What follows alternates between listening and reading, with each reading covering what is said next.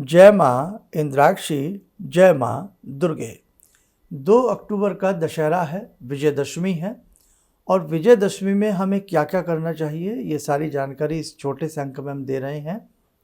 जैसे हमने कभी कोई मंत्र सिद्ध किया हो दशहरे पर, दीपावली पर, ग्रहण काल में, तो हमें पुनः दशहरे जैसी विजय प्रदान करने वाली तिथियों में उन मंत्रों को पुनः सिद्ध कर लेना चाहिए। एक एक माला उनका जाप कर लेना चाहिए। हवन यज्ञ न हो सके तो कम से कम हमें मंत्र तो अपना जप ही लेना चाहिए।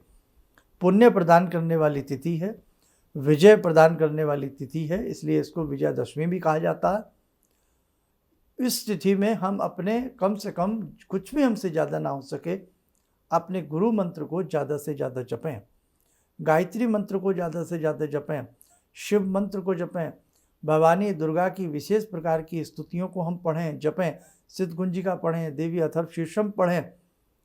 और आज के दिन यानी कि दशहरे के दिन जया, विजया और अपराजिता भगवती का स्मरण करते हुए उनका पंचोपचार पूजन हम करें। विजयदशमी के दिन नीलकंठ पक्षी के दर्शन करना बहुत ही शुभ माना जाता है। चाहे आपको सुबह दर्शन हो जाए, दिन में हो जाए, संध्याकालीन दर्शन हो जाए, तो विजयदशमी के दिन जिस साधक को नीलकंठ पक्षी के दर्शन होते हैं वो एक शुभ संकेत है उसके आने वाले दिनों के लिए। दूसरी बात, विजयदशमी में प्रयास करके अपने घर में अखंड ज्योत जलानी चाहिए। विजयदशमी के दिन गौ माता की बहुत अच्छे से सेवा करनी चाहिए। वैसे तो हमेशा करनी चाहिए, लेकिन ऐसी विशेष पुण्य प्रदान करने वाली तिथियों में हमें बढ़ चढ़ कर के पुण्य कार्य करने चाहिए, श्रेष्ठ कार्य करने चाहिए। हमें जीवों की भरसक सेवा करनी चाहिए और कहीं भी असहाय व्यक्तियों की हमें सहायता करनी चाहिए। हम उनमें फल बाँटें, भोजन का सामान देवें, वस्त्र देवें, जो भी हमसे बन सके हम मानवता के नाते बहुत अच्छे से, जो भी कुछ न कुछ हमें अपनी पॉकेट से खर्च जरूर अच्छे कामों के लिए करना ही चाहिए। और दूसरी बात, ये तिथि जो है ये अपने आप में अमृतमयी तिथि है। विजयदशमी की जो तिथि होती है इसमें हम कोई नया काम शुरू कर सकते हैं, दुकान प्रारंभ कर सकते हैं, कोई नया व्यापार प्रारंभ कर सकते हैं। कोई यदि हमें व्हीकल खरीदना है, मोटर गाड़ी, 2 व्हीलर 4 व्हीलर कुछ भी हमें खरीदना है, तो विजयदशमी का जो दिन होता है वो इन सब चीज़ों के लिए भी श्रेष्ठ और अच्छा माना जाता है।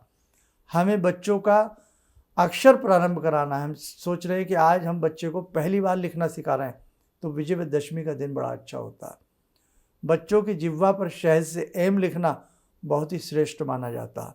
और उसी के साथ साथ जो हमारे घर में जयंती हमने बोई होती है, खेतरी जिसको कहते हैं, वो खेतरी विजयदशमी के दिन सर के ऊपर रखना, कानों पर बहन के हाथों से रखवाना बहुत ही श्रेष्ठ रहता है।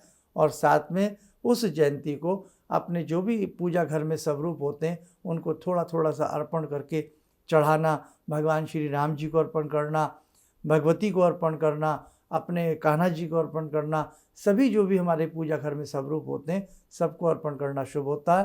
पुस्तकों में रखना, धार्मिक पुस्तकों में उस जयंती का रखना, बच्चों की किताबों में उस जयंती का रखना, अपने गल्ला लोकर तिजोरी में उस जयंती का रखना बड़ा ही शुभ माना जाता है। कहने का भाव, ये शुभ प्रदान करने वाली तिथि है, विजय प्रदान करने वाली तिथि है।